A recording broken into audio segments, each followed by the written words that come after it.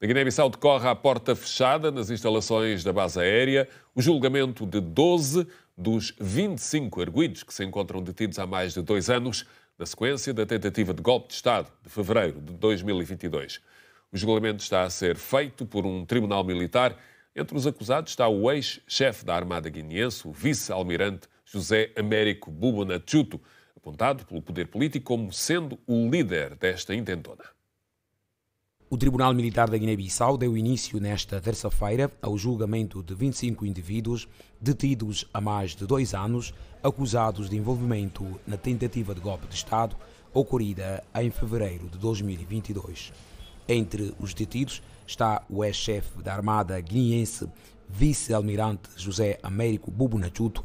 Embora 25 pessoas tenham sido acusadas, a Justiça Militar informou que apenas 12 serão ouvidas no tribunal. Os demais acusados permanecem foragidos. O incidente ocorrido em fevereiro de 2022 envolveu homens armados que invadiram uma reunião do Conselho de Ministros no Palácio do Governo, abrindo fogo contra os presentes, incluindo o Presidente da República, Umaru Sissoko Embalo.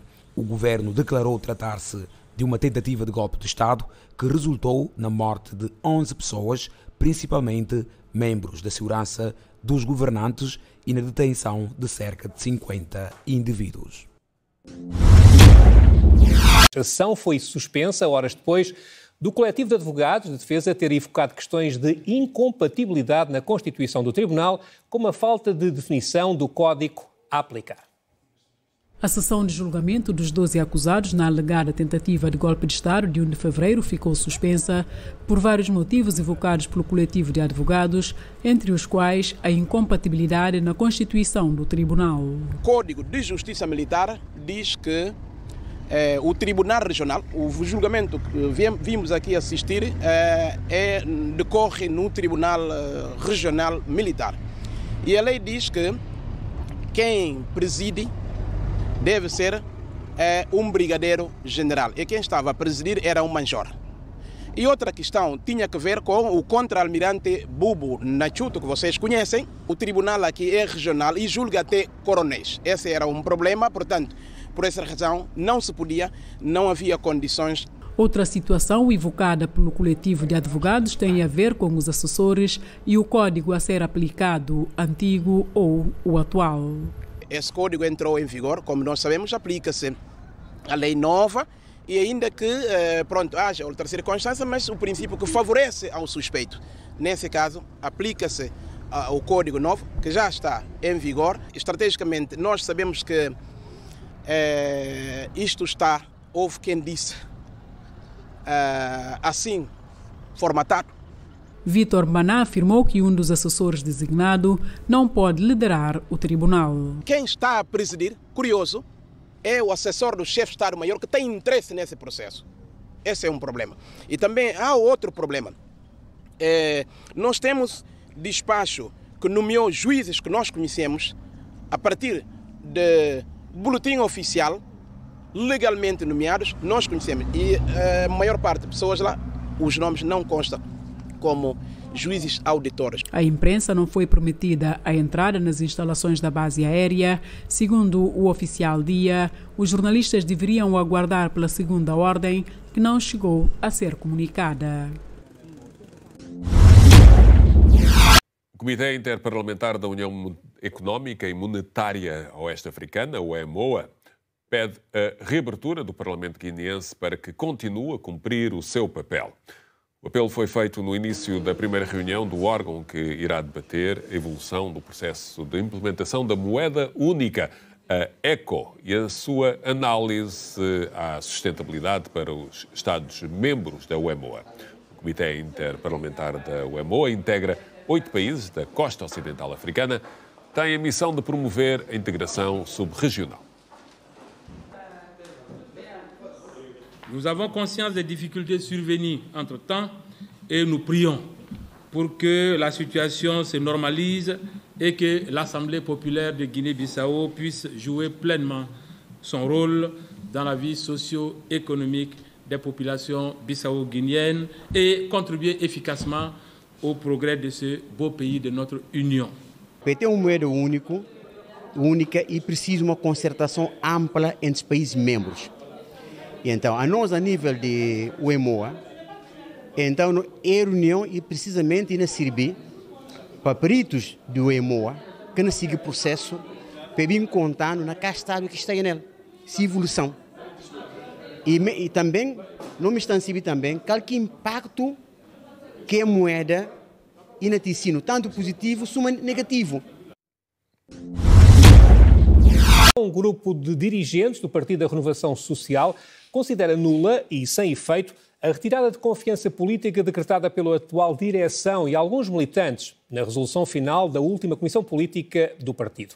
Ibrahim Sori Diallo, membro fundador do PRS, diz ser ele o único representante máximo do partido guineense, legitimado pelo Supremo Tribunal de Justiça e não Fernando Dias, o atual líder interino.